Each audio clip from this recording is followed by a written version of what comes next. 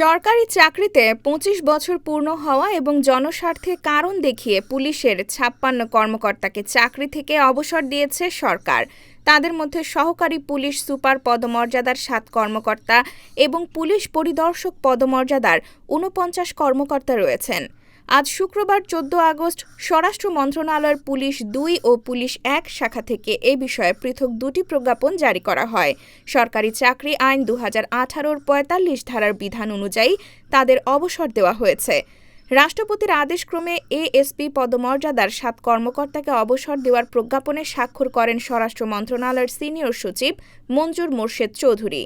প্রজ্ঞাপনে বলা হয়েছে, জনস্বার্থে জারি করা এ আদেশ অবিলম্বে কার্যকর হবে। অবসরপ্রাপ্ত কর্মকর্তারা বিধি অনুযায়ী অবসরজনিত সব সুবিধা পাবেন।